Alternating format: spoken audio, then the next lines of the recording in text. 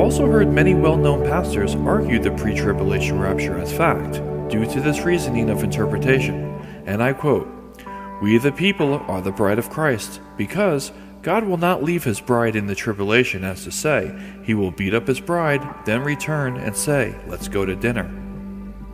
While I can see their reasoning to this, and for some time I admit, I thought this was true from hearing many preach this interpretation, that we may in fact be the bride that Christ will return for. That is, until I decided to research it for myself in God's final word. What I found written in the Bible was opposite to what many well-known pastors preach today. The Bible states that we are not the bride of Christ, but rather the friends and guests of the bridegroom who, if worthy, are invited to the wedding in the last day. The bride of Christ, as the Bible states, is in fact something totally different than what we hear many preach today. I am worried where they are getting this interpretation from. Here are scriptures that states what I found as fact. Let's turn to Matthew chapter 9, verse 15. "And Jesus said unto them, Can the children of the bride chamber mourn, as long as the bridegroom is with them? But the days will come when the bridegroom shall be taken from them, and then shall they fast." Also stated in Mark chapter 2, verse 19, and Luke chapter 5, verse 34. Let's turn to Luke chapter 12, verse 4. "And I say unto you, my friends, be not afraid of them that kill the body, and after that have no more that they can do." Now in John chapter 3, verse 29 we read, "He that had the bride is the bridegroom. But the friend of the bridegroom, which standeth and heareth him, rejoiceth greatly because of the bridegroom's voice. This my joy therefore is fulfilled." John the Baptist calls himself the friend of the bridegroom, who hears the bridegroom's voice. Why did John not say, "The bride hears the voice of the bridegroom"? Let's read this next passage that also states we are his friends and not his bride. Let's turn to John chapter 15, verse 14 to 15. "Ye are my friends, if ye do whatsoever I command you. Henceforth I call you not servants, for the servant knoweth not what his Lord doeth. But I have called you friends, for all things that I have heard of my Father I have made known unto you." So Christ himself calls us his friends, not his bride. Even if he did not call us his friends, why would he call his bride a servant? So if we are not the bride of Christ, who or what is the bride? Let's read this next scriptural passage. Let's turn to Revelations chapter 21, verse 2 to 3. "And I, John, saw the holy city, the new Jerusalem, coming down from God out of heaven, prepared as a bride adorned for her husband.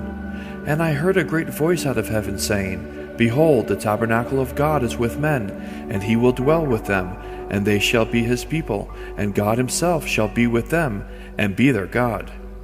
So here it states what the bride really is. It's not the church, or as Christ calls us his friends, but rather the holy city given by the Father, adorned in all glory for Christ. Here is another passage stating the holy city is the bride. Let's turn to Revelations chapter 21, verse 9. "And there came unto me one of the 7 angels, which had the 7 vials full of the 7 last plagues, and talked with me, saying, Come hither, I will show thee the bride, the Lamb's wife.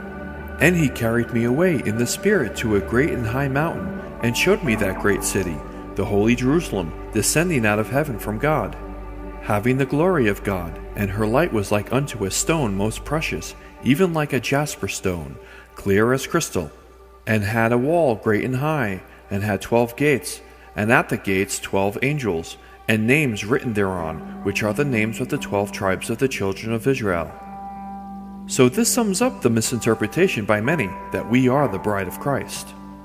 It is even stated that we will be his people, not his bride. If we study the book of Isaiah, we read that Christ will clothe us, who are worthy to be invited to the wedding feast, with garments of salvation. Let's turn to Isaiah chapter 61, verse 10. "I will greatly rejoice in the Lord.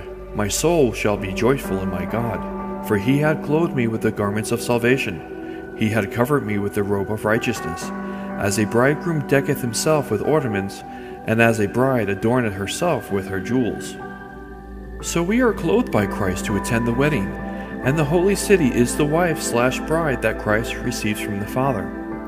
The next passage also states that later on, people will even ask Christ about his wounds on his hands.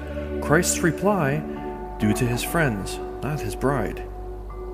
Let's turn to Zechariah chapter 13, verse 6. And one shall say unto him, What are these wounds in thy hands? Then he shall answer, Those with which I was wounded in the house of my friends. So the holy city is the bride adorned for Christ by the Father. We are his friends that, if worthy, are called and invited to the wedding feast, as we read in Matthew chapter 22, verse 2 to 14.